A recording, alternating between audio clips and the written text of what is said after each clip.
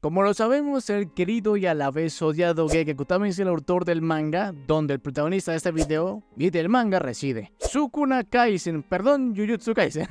Ya acabó la hora, pero nunca falla. Además de saber que nuestro gallo es el prota de este género, sabemos que él es la definición de desarrollo de personaje, castigándolo de todas las formas posibles, que para la alegría de quienes lo bancamos, tuvo premio al final. Pero para llegar a eso, creo que deberíamos analizar a nuestro gallo y recorrer todo este camino hasta la victoria, siendo para mí, Yuji Itadori, la máxima definición de resiliencia.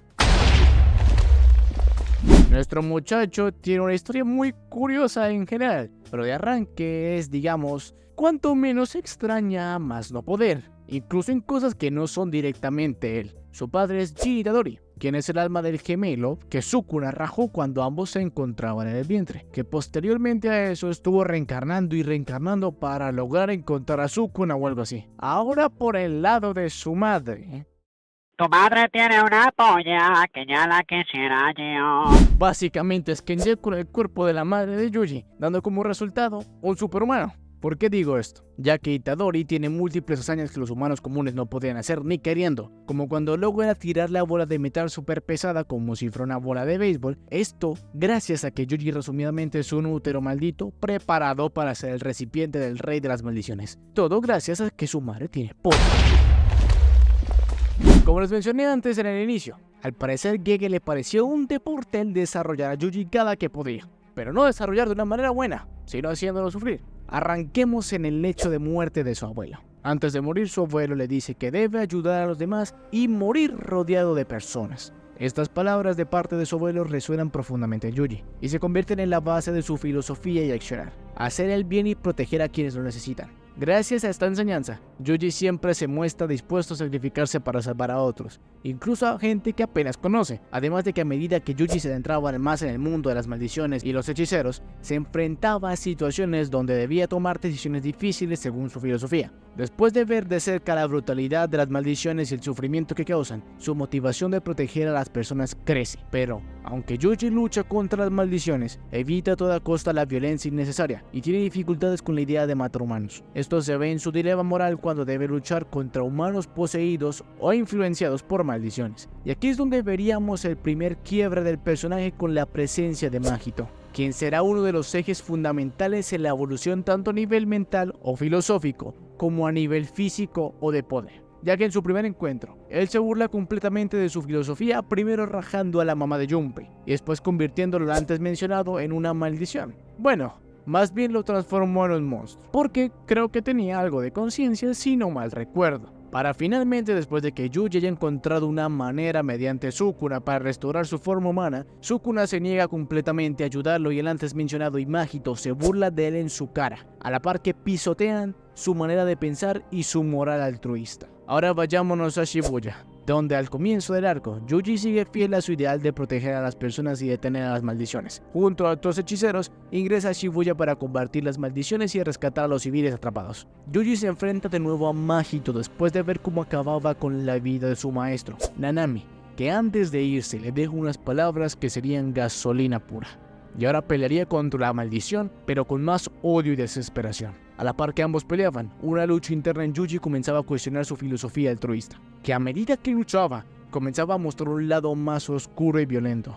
Estaba más enfocado en destruir a Mahito que en salvar a alguien, mostrando un cambio en sus motivaciones. La batalla se vuelve un conflicto personal, donde Yuji lucha con su odio y su necesidad de venganza por todas las vidas que Mahito ha arruinado. Luego ocurriría algo que quebraría y desmoronaría por completo a Yuji. Así es, hablo de la caída de Nobara gracias a Mahito. Después de ver a su mejor amiga morir según él, Yuji se derrumba y Mahito lo terminaría de sepultar pisando una y otra vez su pensamiento y moral. Cuando Mahito está a punto de dar la estocada final a un Yuji completamente rendido, aparece el Besto Brother para no solo salvar a Yuji, sino para animarlo con unas palabras que otra vez serían gasolina pura. Y después de una gran pelea entre los tres, Yuji finalmente logra poner fin a Mahito. Sin embargo, esto no le trae alivio ni satisfacción, sino más que culpa y un agotamiento emocional increíble. Yuji se da cuenta de que matar a Mahito no cambiará el sufrimiento que ya ha causado, y acepta que ambos son iguales. aunque lamentablemente le quitarían el gusto de acabar con un magito que estaba en su punto más bajo a nivel psicológico, tanto al punto de arrastrarse para huir del inevitable destino que le marcaría a Yuji.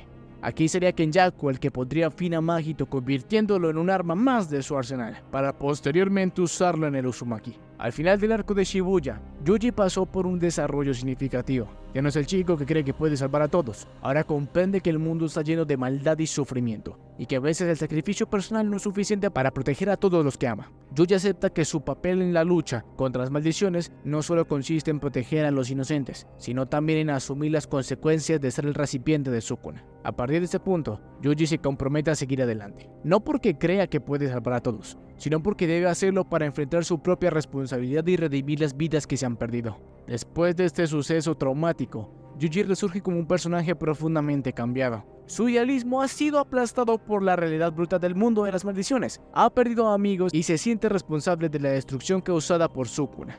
Y ha aprendido que el sacrificio a veces es inevitable, pero que siempre viene con un costo enorme. Además que ahora su filosofía es más pragmática y oscura, ya que ahora no solo se trata de salvar a los demás, sino de cargar con el peso de sus decisiones y enfrentar el mal en todas sus formas, incluso si esto significa sacrificar su propia vida o su humanidad en el proceso.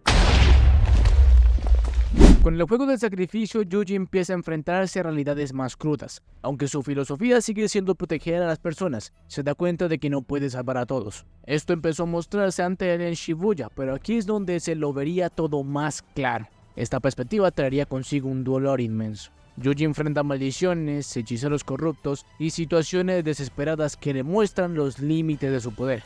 Aquí su conflicto interno empieza a intensificarse a la par que su filosofía de salvar a todos comienza a desmoronarse ante el peso de las pérdidas por las que pasa, además de la amenaza constante de Sukuna, lo que lo llevan a cuestionarse si realmente tiene el derecho de decidir quién vive y quién muere, ya que empieza a considerar su papel no solo como protector, sino también como alguien que podría causar daño gracias a tener a Sukuna dentro de sí. Yuji empieza a adoptar una postura más madura con respecto a esto. Ya no está simplemente dispuesto a sacrificarse para salvar a los demás. Ahora acepta completamente su rol en el ciclo de muerte y destrucción, y está determinado a cargar con esa responsabilidad hasta el final, ya que entiende que el final de su historia probablemente resultará en su muerte, y lo acepta con más claridad que antes. Pero ya no es solo por el deseo de cumplir la misión de devorar todos los dedos de Sukuna, sino que ahora también se trata de asumir las consecuencias de su existencia. Yuji parece haber aceptado que, al estar vinculado a Sukuna, su vida es un sacrificio en sí misma y cualquier daño que cause debe ser enfrentado por él mismo. Creo que he notado que he dejado un poco de lado a Sukuna para enfocarme en los aspectos de su filosofía y cómo ésta se ha visto desafiada, modificada e incluso pisoteada. ¿Por qué se preguntarán? Para darle la importancia que tiene la relación Sukuna y Itadori en el antes mencionado. Porque créanme, más adelante se darán cuenta de lo importante que es y cómo esto hace que terminemos aquí. Al inicio, como todos sabemos, Yuji se come el dedo de Sukuna para salvar a sus amigos de una maldición, y en ese momento Sukuna despierta dentro de él. Yuji no tenía ni la más mínima idea de las consecuencias de este acto, pero su fortaleza física y su voluntad le permitirían resistir el poder de Sukuna sin perder el control, lo cual es extremadamente raro. Ahora, desde el arranque, la relación de Yuji y Sukuna se define por una dualidad constante. Mientras Yuji quiere salvar y proteger a las personas, Sukuna es un hijo de puta que no le importa nada, siendo un tipo que le gusta matar y destruir por simple gusto. A medida que todo transcurre, esta oposición va afectando cada vez más a Yuji, quien debe cargar con la culpa y el horror de las acciones de Sukuna. Además de que esto hace que uno de los aspectos más difíciles para Yuji sea que, aunque Sukuna está dentro de él, no tiene control completo sobre él. Que por el contrario, Sukuna es capaz de aparecer en momentos inesperados. Sabiendo la amenaza incontrolable que representa, mantiene a Yuji en un estado de vulnerabilidad constante. Sukuna juega con Yuji psicológicamente cada vez que interactúa con él, y cada que puede se burla de sus debilidades y cuestiona su filosofía de querer salvar a los demás. Para Sukuna, la filosofía de Yuji es algo débil e inútil, y no duda en recordarle que su existencia como recipiente solo genera destrucción, cosa que iría poco a poco impactando en Yuji. Uno de los momentos más devastadores en su relación es durante el incidente de Shibuya, cuando Sukuna toma el control del cuerpo de Yuji. Cuando esto pasa, Sukuna desata una masacre en Shibuya, matando a miles de personas inocentes. Esto marca un punto de no retorno para Yuji, ya que presencia sin poder hacer nada la destrucción y el sufrimiento que Sukuna causa a través de su cuerpo, lo que termina por destrozar emocionalmente a Yuji. quien siente una profunda culpa por las vidas perdidas. La impotencia de no poder detener a Sukuna, sumada al horror de las acciones cometidas por él, lleva a Yuji a una crisis. A partir de aquí, Yuji empieza a cuestionar el valor de su propia vida y se pregunta si su existencia solo trae desgracia. Lo curioso es que antes del incidente de Shibuya, Yuji aún tenía esperanzas de usar su vida para ayudar a los demás. Pero después de ver la crueldad de Sukuna y ser testigo de la destrucción causada usando su cuerpo, su filosofía cambia como antes lo mencioné, siendo junto a Mahito factores claves en esto. Yuji comienza a aceptar que tal vez no puede salvar a todos, y que el sacrificio personal es inevitable. La presencia de Sukuna en su vida lo obliga a adoptar una perspectiva más sombría y pragmática. Sabe que mientras viva, Sukuna representa una amenaza constante para todos a su alrededor, y es por eso que acepta con más firmeza que, algún día, deberá morir para detener a Sukuna definitivamente. En el juego del sacrificio, como antes mencioné, Yuji parece finalmente aceptar la carga de ser el recipiente de Sukuna, y el destino de morir en algún punto para detenerlo, como antes lo dije. No solo se trata de querer salvar a los demás, sino que entiende que debe aceptar esa responsabilidad aunque signifique su propia muerte. Esta constante lucha con Sukuna ha transformado a Yuji. Ya no es el chico optimista del inicio del manga, ahora es alguien marcado por la tragedia y el sufrimiento. Aunque su vida está llena de dolor, decide seguir adelante, consciente de que él y Sukuna están inevitablemente conectados, cosa que veríamos en la estocada final de Yuji. Nos encontramos en el suceso más importante del manga, la pelea entre el hechicero más fuerte de la historia contra el hechicero más fuerte de la actualidad.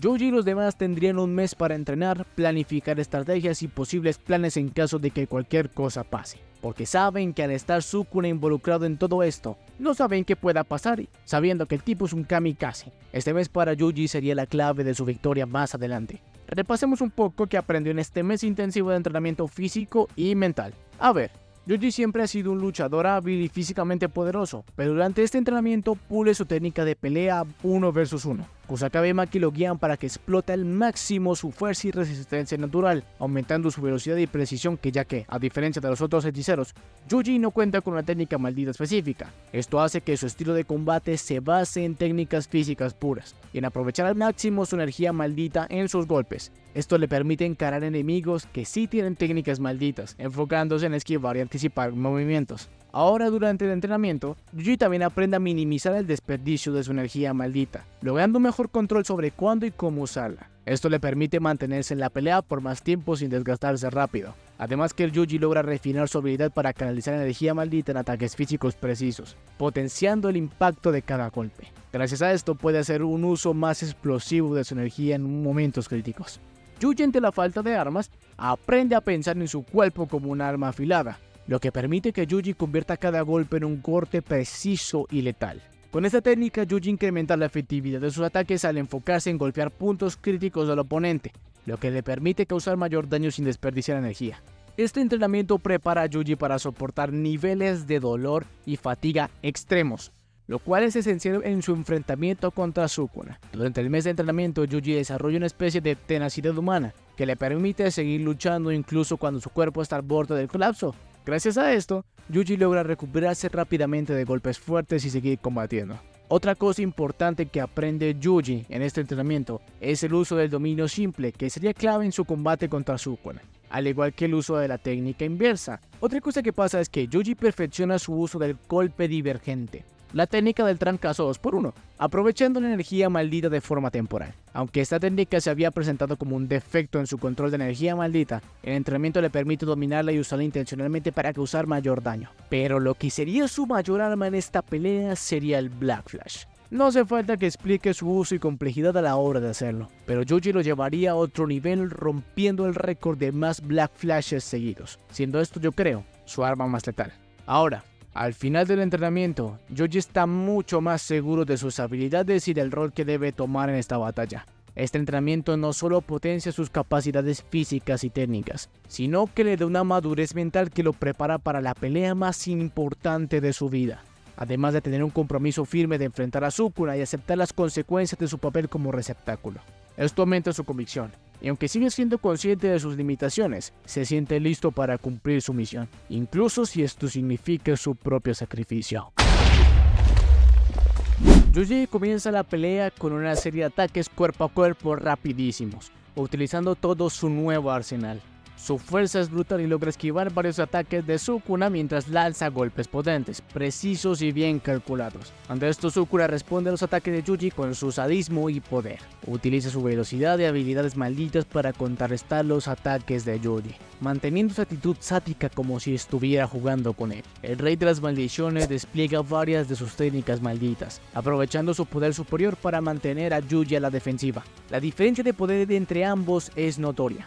Mientras Yuji depende del 1 vs 1, Sukuna domina la energía maldita y puede hacer ataques de largo alcance como los cortes, lo que pone a Yuji en peligro muchas veces. Ahora, en un momento crítico del combate, Yuji logra aceptar el Black Flash en un montón de ocasiones, cosa que hiera a Sukuna y demuestra cuánto ha mejorado Yuji en el control de su energía maldita. Lo que mantiene en pie a Yuji a pesar de estar al filo es su determinación.